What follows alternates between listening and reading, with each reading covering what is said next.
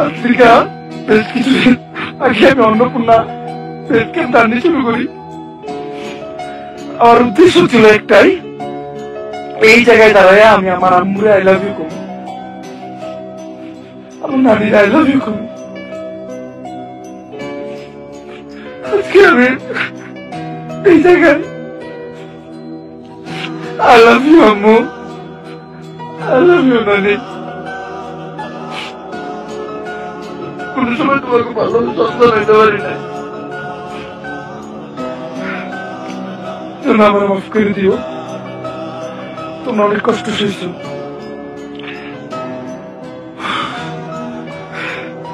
আম্মা একটা হ্যারিয়ার কিনবো, আমি ওই তোমার হ্যারিয়ার চড়াই রয়ে যাবো আমার ওই বাপের বাড়িতে। সেই বাপের বাড়িতে তোমার অসম্মান করা হয়েছিল খালি তুমি গরিব থেকে। আমি রয়ে যাবো তোমার ওই খাবার বাসায়, যে খালা তার ঘর থেকে তোমার বাই করে দিয়েছিল। তো গাইস, আমার আসলে এই কথাগুলো বলা ঠিক না। যদিও আমার ইউটিউব চ্যানেলটি ফানি এন্টারটেনমেন্ট ভয়েস এবং ট্রাভেলস ব্লগ জাতীয়, তবুও কেন জানি না আমাকে ওমর ভাইকে নিয়ে কিছু কথা বলতে ইচ্ছে করছে। হ্যাঁ, আমি আজ বলবো বাংলাদেশের সেরা টিকটক ও ইউটিউব জগতের রাজা ওমর ভাইকে নিয়ে। ওমর ভাইকে চিনেন না এমন কোন লোক হয়তো বাংলাদেশে খুব কম আছে। আমরা সবাই কম বেশি ওমর ভাইয়ের ভিডিও দেখে থাকি।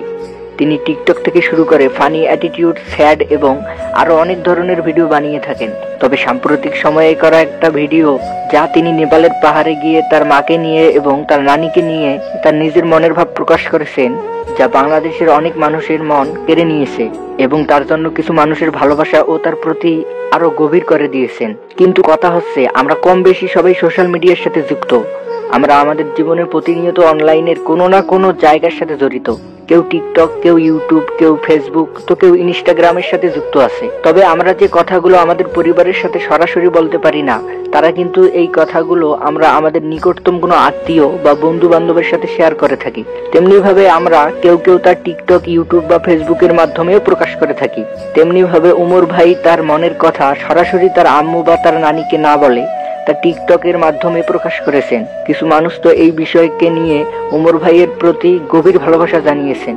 তো কিছু মানুষ এটাকে লক্ষ্য করে ওমর ভাইকে একজন সফল মা ব্যবসায়ী বলে আখ্যায়িত করেছেন। তবে তাদেরকে আসলে মানুষ বলাটা ঠিক হবে না, কারণ তাদেরকে মানুষ বললে এই মানুষ নামটাকে বিরাট অপমান করা হবে। তবে যারা ওমর ভাইকে মা ব্যবসায়ী বলে আখ্যায়িত করেছেন, তারা আসলে আমার আপনার মতো সুস্থ ও বুদ্ধিমান মানুষ না।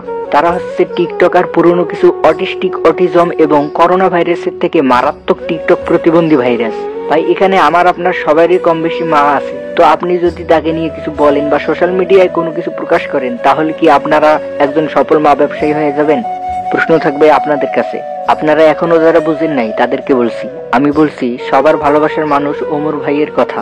আপনারা সবাই হয়তো জানেন, ওমর ভাই কিছুদিন আগে নেপালের পাহাড়ে একটা ভিডিও প্রকাশ করেছেন, যেখানে তিনি তার আম্মু এবং তার নানিকে তিনি কতটা ভালোবাসেন তা সবাইকে জানিয়ে দিয়েছেন। কিন্তু এটাকে লক্ষ্য করে কিছু টিকটক ভাইরাস, অটিজম এবং মাদারচোদ মার্কা পাবলিক আছে, যারা এটাকে মা ব্যবসায়ী বলে দাবি করেছে। এমন কিছু মাদারচোদ আছে যারা এটাকে নিয়ে টোল করছে।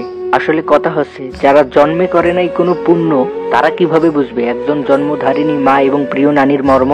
কিন্তু এটা কথা সত্যি যে প্রত্যেকটা সফল মানুষের পিছনে কোনো না কোনো নারী অবশ্যই থাকে। আমাদের ওমর ভাইয়ের না হয় তার মা এবং তার নানি তার সফলতার পিছনের গল্প।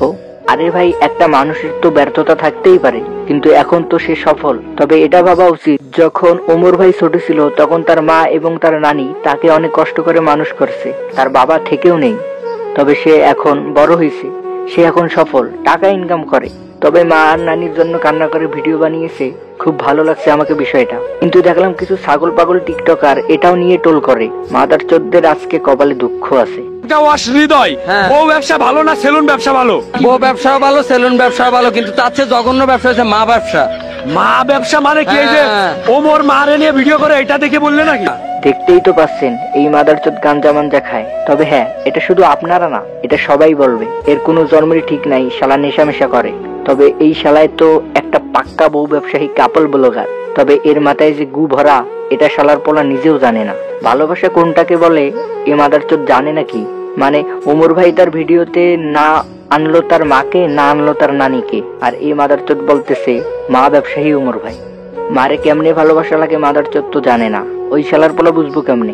মারলো কি লেগে ভিডিও করবা তুমি? মানে নিজের ভালোবাসাটা প্রকাশ করা যাবে না? ভালোবাসা তুমি প্রকাশ করে গোপন না, তুমি এটা ওপেনে করবা কি লেগে? আচ্ছা, বোর সাথে ভালোবাসাটা সবাই প্রকাশ করবা, ঠিক আছে? দেখেন পাশের আরেক গাঁজাখোর বলতেছে মাকে নিয়ে কেন ভিডিও করব। সে বলবে মাকে নিয়ে কেন ভিডিও করব, কারণ এই শালার পোলার তো জন্মের কোনো ঠিক নেই।